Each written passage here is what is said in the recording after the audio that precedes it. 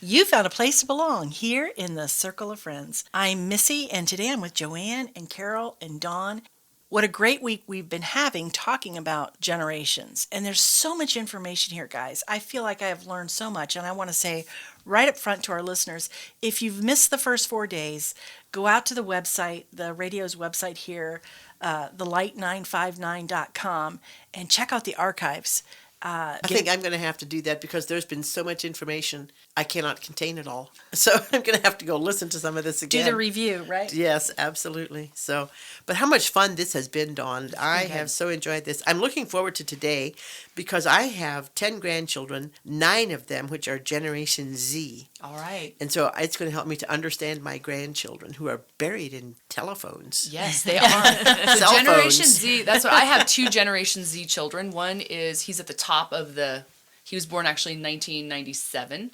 And so these years are 1997 to 2012 is what we're looking at for Generation Z. And so he is getting ready to be a senior in college, if that helps you kind of place where that generation falls. So a lot of people think those are millennials. They're not. If they're in college now, they're Generation Z. And then that goes down to 1997, or 1997, yeah. Anyway, all that thing to 2012. My daughter is 15, so she's Generation Z as well. They were parented by some Xers like myself, and then also by some millennials. And so you've got both things going on there. I like to think about that working relationship. So you had the baby boomers, Joanne and Missy. That generation is I live to work. Okay. Mm-hmm. Carol and my generation, Generation X, we were work-life balance. You go to my first 2 kids' generation, the millennials, and it is I work to live, meaning I work because I want to, I need to provide for myself, but my life is not about work. And then you move into Generation Z, and it's like, well, what's their work relationship, and do you even know that? And, well, here's what I think it is. Ideas are currency. Ideas are currency is Generation Z's working relationship because they see the things that happen in the world. The ideas are what we call the disruptors. Airbnb, that's ideas are currency. You look at Uber, ideas are currency. You look at even Facebook, Zuckerberg. You look at all those things it's the disruptors in the business world that come in and all of a sudden take this market. Amazon, that's ideas are currency. And so when they look at that, that's how they feel like you are only one good idea away from the world is your oyster. Yeah. Absolutely. So so that's how they view that. It's a little bit different than what maybe you would have viewed it and what I would have viewed it. And doesn't that translate also into then, like you see the YouTube stars and things like that? You're one idea away from becoming influencers. Famous. Becoming an influencer. Sorry. Well, yeah. So that's one thing we'll talk about with Generation Z, and even this moves over to Alpha, is, toy companies. They're all about, is it Ryan's Toys? Ryan's Toys is a YouTube site where this little boy, he started when he was like maybe 6, started unboxing toys. And now he's got all of these, toy stores and different toy companies endorse him. His income is amazing because of him influencing for toys. He's famous, right? He's famous for unboxing toys. On YouTube. He gets a toy. He's on YouTube. He's like, and this is what it looks like. And he unboxes it and he takes it out. And it does this and it does this. Is it new toys or just... Yeah. And kids just... Like he does toy reviews, I think basically. I heard one of my grandchildren talk about that. Yeah. So that's a huge thing, is they'll watch that. Like, advertisers or companies are finding, wow, we can't just market through TV anymore. YouTube marketing is huge because kids watch more on YouTube now than they do on actual television. And so they market through YouTube, but a lot of it comes through these internet influencers that are promoting. And that's the same thing with Z. So I know like London's 15, she doesn't play with toys anymore, but it's the same thing for makeup tutorials. Those girls that are out there doing makeup stuff, they're getting sponsorships from makeup companies, or they're making their own makeup lines.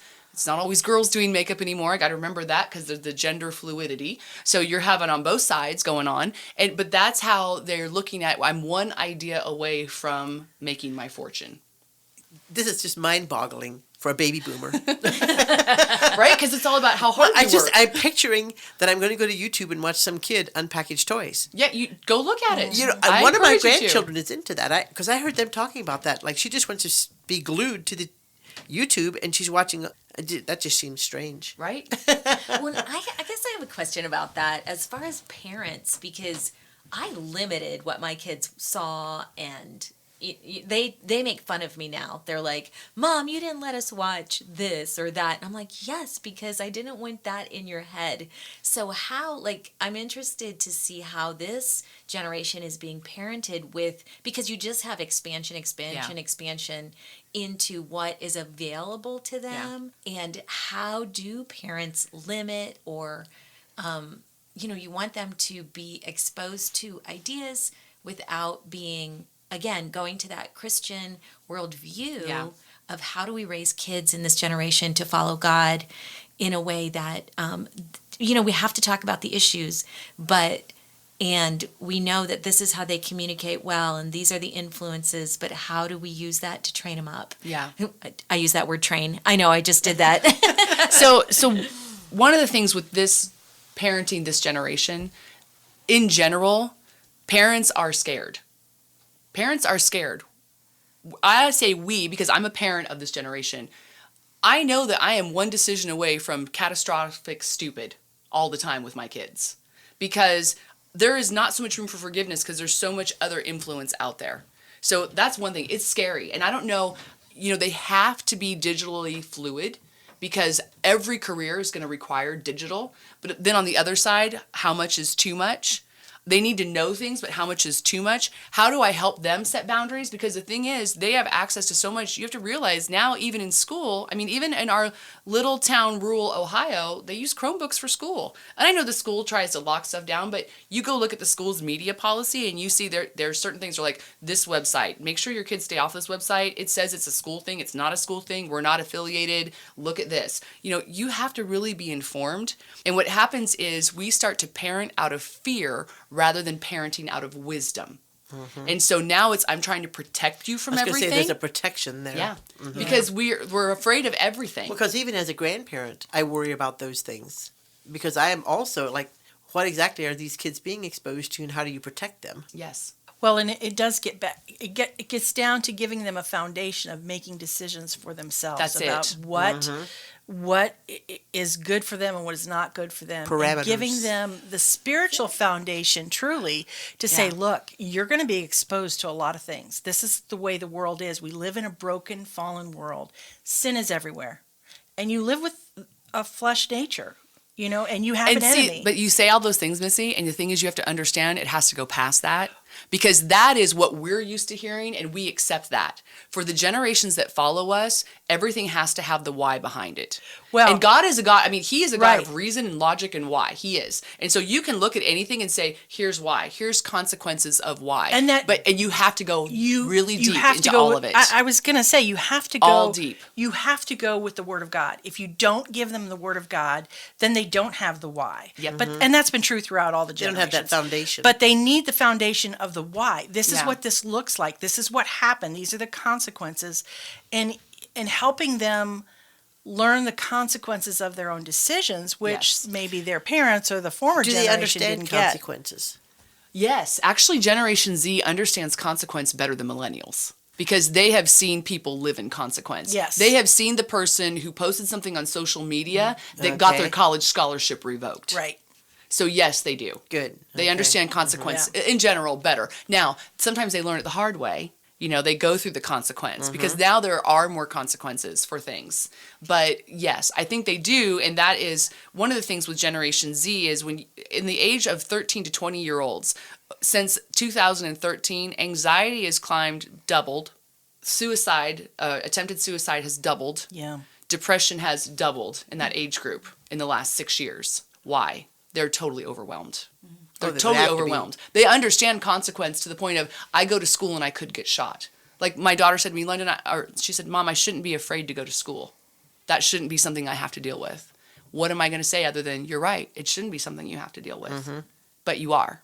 Yeah. So they're dealing with things that they're not emotionally equipped to deal with. There's an article that I really liked that was really helpful. It was written by an 8th grade teacher. And it's called Middle School Misfortunes. If you Google that online, you can find it. But what he does is he's an 8th grade teacher. He talks about the differences between 8th grade now and 10 years ago and what kids are going through. He goes through this boy's life. And And he's like, so 10 years ago, he starts out, he gets up, his mom leaves for work early, but he has breakfast with his dad and his sisters. And while they all have cell phones, they're not smartphones. So they sit around the table and they talk. And then he goes to school and he talks about a typical day. He goes to lunch and they have tomato soup and a sandwich, and he has his soup and sandwich. No one really likes the soup. He spills it on himself. There's older kids that are sitting there. They're watching, actually the kids in 7th grade, the 8th graders are watching the 7th graders, and they're like laughing if people are, because there's a wet spot on the floor. If they slip, they laugh at them. Okay, so that's their thing. And so this kid, he falls, he spills soup on himself. Those kids laugh. He goes and changes into his gym clothes, hopes, nobody really saw. Then those kids, they're trying to retell the story to other kids, and most kids just think it's mean to, well, that's kind of mean to make fun of him for spilling soup, and that's the end of it. He goes home and it's over.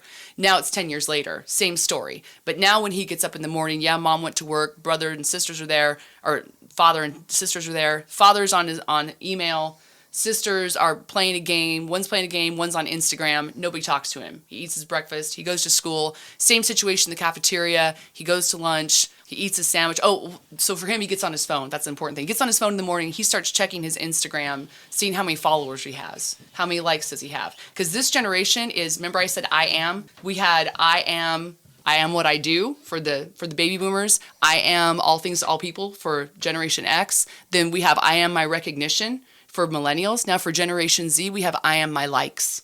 I am my likes. So they're looking at how many followers do I have? Did I lose followers since yesterday?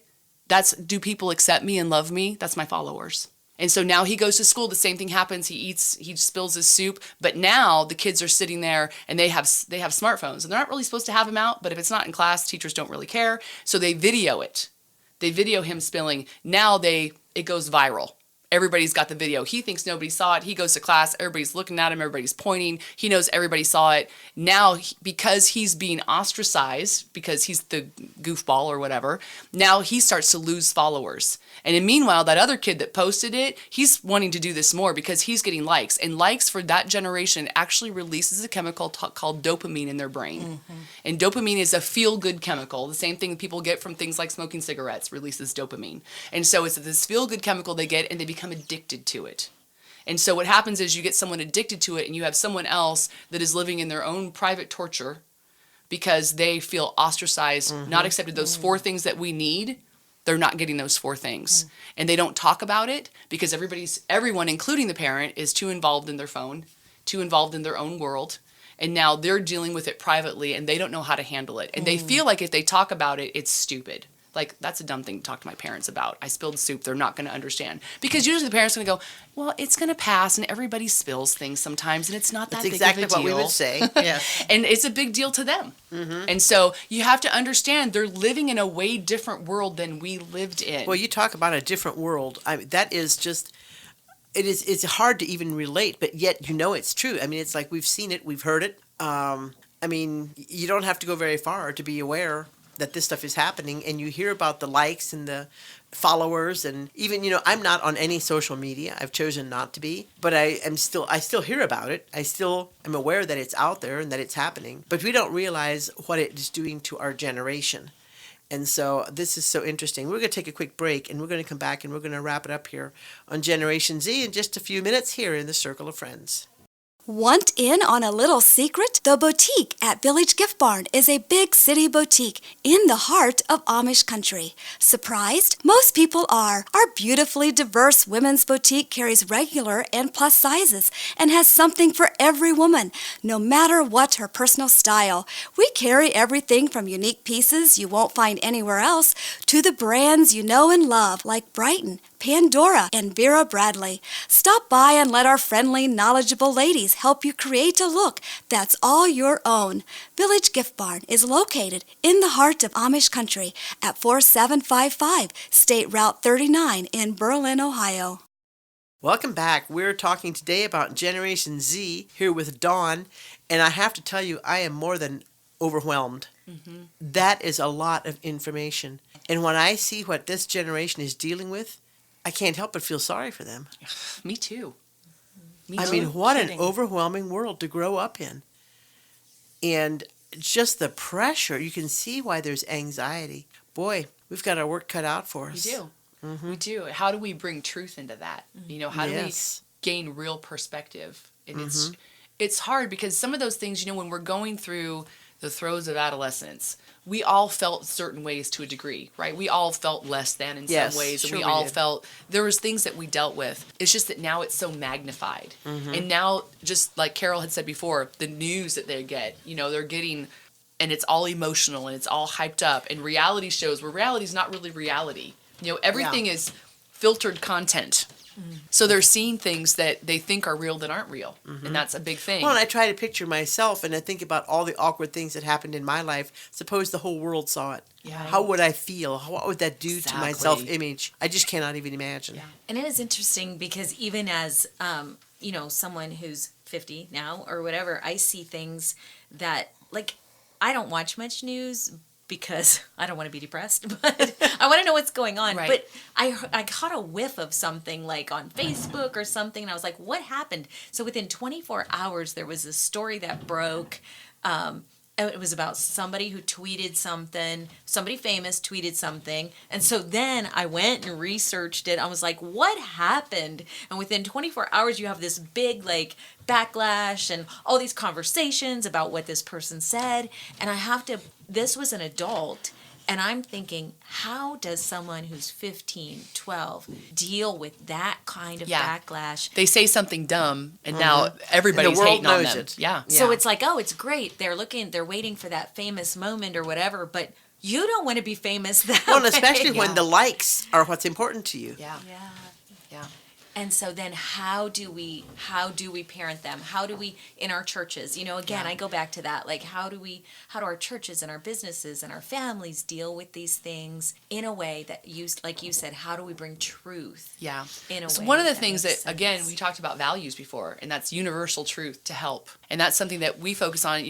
Our sister organization is Antivirus, and Antivirus is taking values into middle school. Well, it's 4th grade. Then there's middle school program. It's 3 volumes of middle school. And we just this year released Regeneration, which is a high school program. And my son Austin actually spearheaded the high school program. He's an English teacher for high school. And when we sat down to work on that, I really gave the values list because I'm dealing with the high schooler, right? And so I'm like, okay, the most important thing, and even in my research, I'm seeing this too, boundaries have to be there. Yeah. There has to be boundaries because the thing is, if we're not helping kids to set healthy boundaries, if they don't learn how to do that for themselves, we cannot police every moment. Right. They have access to so much. And so if we don't teach them how to set healthy boundaries themselves, then what happens is, this is the vicious circle. Okay, I'm on Instagram. I'll use Instagram as an example because it's really a common one. I'm on Instagram. They feel like they have to be on it all the time. Like sometimes if you've got a child that age, you might go into the room at 2:00 in the morning and they could be on Instagram because they have to see, is anybody liking my thing? What's going on with this? And so they're on there. So that's part of that is helping them set boundaries. They're on the phone. They don't get enough sleep. School starts really early. I just heard in California they're changing some school start times next year because school starts so early that it's affecting the kids' sleep patterns when they're having to, because of the busing and everything. You got to get so, like, they're getting up at 5:30. Kids that age actually need more sleep than adults do when they're teens. That's when you actually need the most sleep, and they're getting the least sleep. Right. So when you have less sleep, think about, for myself, what happens when I don't have sleep. If I don't have enough sleep, then everything is magnified. I don't deal with things as well. I'm more emotional. I'm not paying attention as well. I'm not as aware. And so all those things come into play. Whenever you lose sleep, your anxiety goes up. Your opportunity for depression goes up. So you have, I'm losing sleep because I'm on my phone. A lot of times that's what it is. Or I'm doing homework, but a lot of times I'm on my phone. I lose sleep. I become more anxious and more depressed because I don't have enough sleep and I'm in my phone all the time. And now because of that, it drives me, I can't sleep because I'm anxious. So now I'm on my phone and I'm losing more sleep. Like I It's see a it in my circle. house, I have to Yeah. break the cycle. Some nights with London, I'm like, you know what, let's go to bed early. Why don't you I'll go come up in your room with you and we'll just unwind. And we go to bed early because I can see that she's in a bad cycle and we've got to break the cycle. And so, those are things that as parents, I think are really different. My parents didn't deal with me staying up. I was reading books sometimes late at night, but I wasn't on my phone having my self-esteem and my wasn't- identity right. defined. Yeah. Wow. And so how do we teach kids to set boundaries? What are some good ways to do that? Since that's really important for this generation, what can we do to help set those boundaries? We have to raise their awareness on how things are affecting them and help them to understand that to get their self-worth so that they take care of themselves. It's self-care is a lot of times what that's called. Self-care means setting limits on your screen time. Self-care means setting limits on who you're going to allow to have influence and access to your life. Self-care is the thoughts you're going to choose to think about yourself. And a lot of times these things require some counseling help. You have to, some kids are going to need those extra little pushes. I know when some of the things that counselors do is they'll help the kids walk through what is the truth. Here's my thoughts. What does God say about this? What's the truth? So that can, as a Christian parent, that's a good place to go. Okay, what are you really thinking? And not to take and go, well, you shouldn't think that because da-da-da-da-da, which is my tendency, right? My child is hurting, so I want to say, well, that's just a lie. Instead, it's like, okay, what does God say about you? Like turning that, instead of saying, well, I know you feel like that now, but you're not going to feel like that later. You know, not that, not to take it away and make it, minimalize it, but to say, that's a real feeling. So understand that even though that's a true feeling, that's not the truth. I know that's how you really feel. That's 100% authentic. But what your heart tells you and what God's truth is can be two different things. So now let's look and find the real truth. That can be a real practical thing, but helping them to see that awareness for when they're tired, that awareness for how their emotions are affecting them, helping to raise awareness is a big thing. So boundaries are big, respect is big, self-esteem. Those are 3 of the values in the high school book. Generosity, because a lot of times if we're not focused on ourselves, we can focus on somebody else. That helps to lift our mood and helps to build our self-esteem. So that's another important one. Those are some of the most important things, I think, but it really, like Missy, you said before, going to the word, but really giving them the application, attaching where they're at Right. to what God's truth is. So they can get, one of the things about Z is they can get information from anywhere. They don't really need a teacher. But what they need is a person to bring application. Yeah. They need to say, you have this, and we have this, and now here's how we join A and B. This is the application. Even as I think about with my kids when they were young, the big connect for them, and I think this is true of any kid growing up in especially a Christian home, is, okay, here's all the information you're getting. You're getting it from me, you're getting it from church, you're getting it from Sunday school, you're getting it from youth group. You're getting all this information. How does it apply to you? And where do you connect into this? Because there are no spiritual grandchildren. There are only spiritual children. You yourself have to make this relationship with God. Yes. And so helping them see that for themselves and getting them plugged into that, I think is going to be the key in any generation. Yes. And where are we going to combat our fear?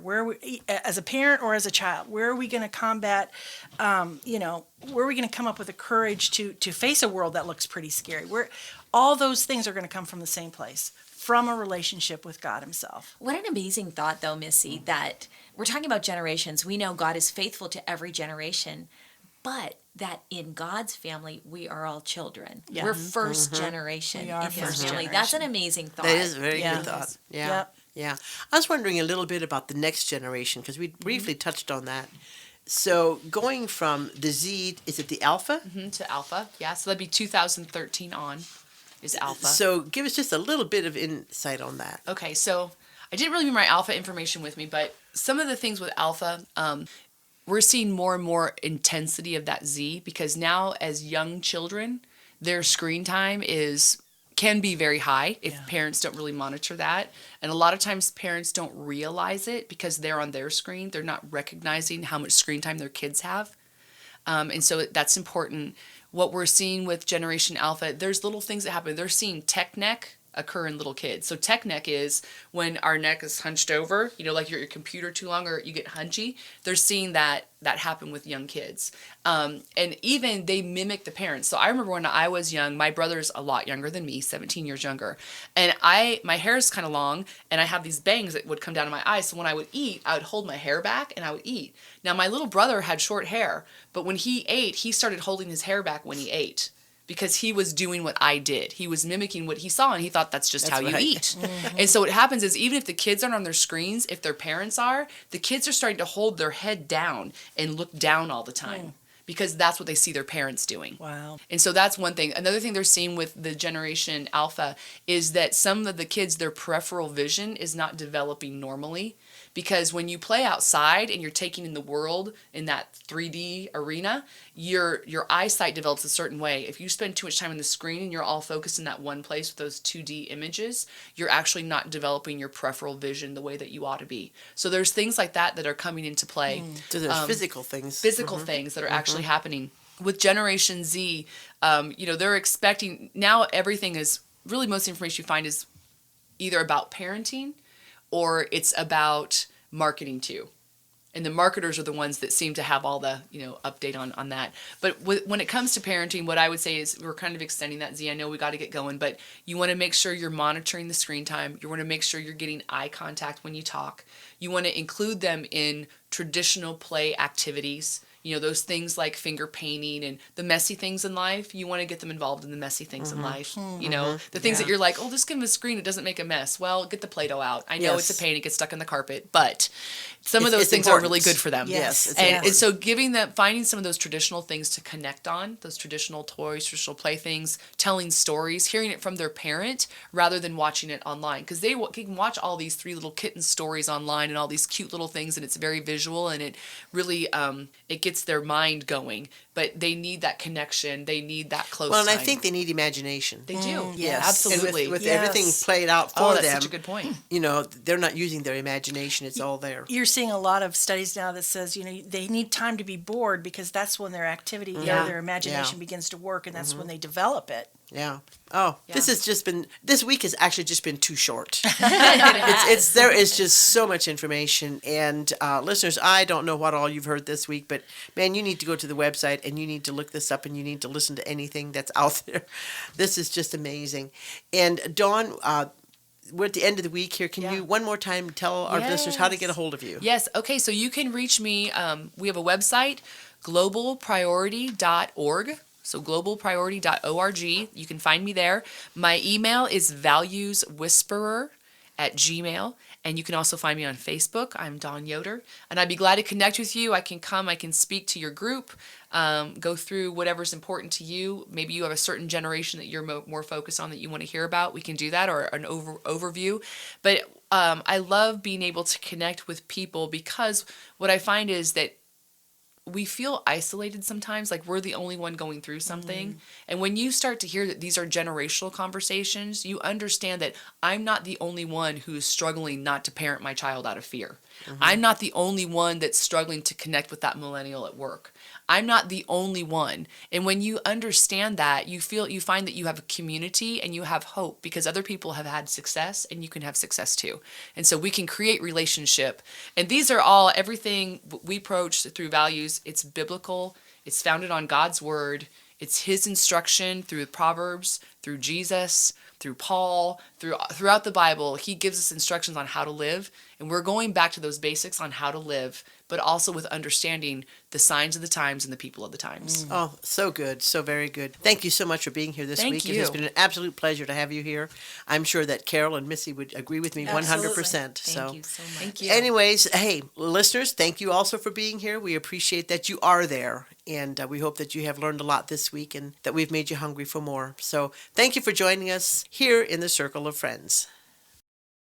This program was brought to you through the generous support of donors and listeners like you. To contact Circle of Friends Ministries, you can write to P.O. Box 345, Berlin, Ohio, 44610, or find us on Facebook at circleoffriends.fm.